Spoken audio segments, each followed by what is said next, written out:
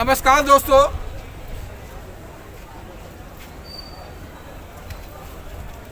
हम लोग अपना जो भविष्य है जिसके लिए हम लोग पूरे रात दिन एक करते हैं, कमाते हैं, श्रम करते हैं,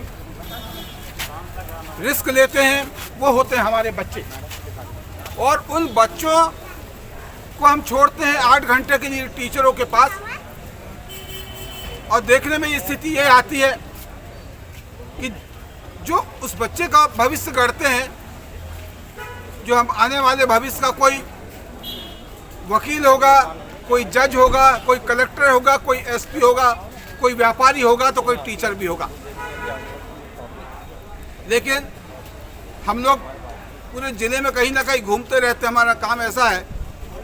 तो देखने में ये आता है कि जिस टाइम पर स्कूल लगता है उस टाइम पर टीचर घर से निकलता है, और कहीं कहीं तो देखने में ये भी आया है कि जो शिक्षक है वो जो लाख रुपए तनख्वाह पाता है वो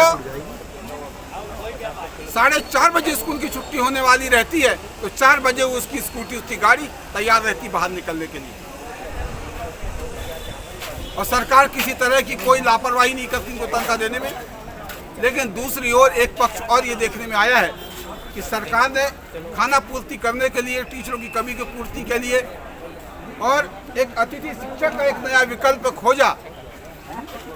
और वो विकल्प के तौर पर ये अतिथि शिक्षक जो है अपनी अपनी सेवाएं देने के लिए अपनी योग्यता के मुताबिक, और जब वहाँ पे इनकी नियुक्ति की गई तो सारे नियम कानून इनके लिए हो गए।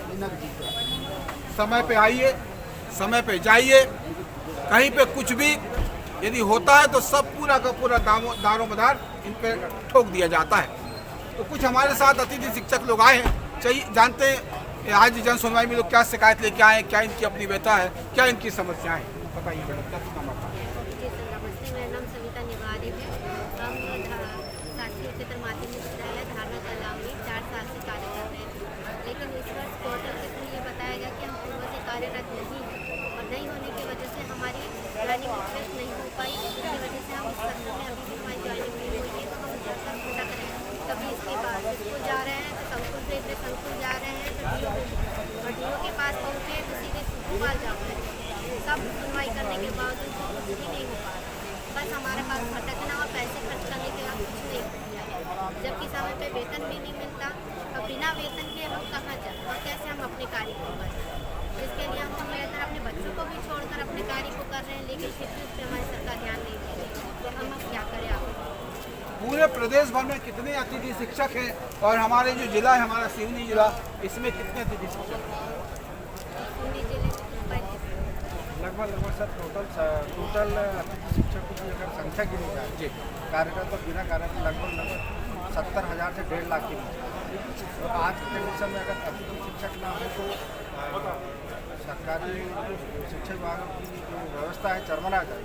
आज की कंडीशन में जहाँ पे कार्यरत थे मैडम, वहाँ पे मैडम के खिलाफ ड्यूटी लगा दी गई। आज बच्चे घर बैठे को बिना पढ़ाई के बैठे।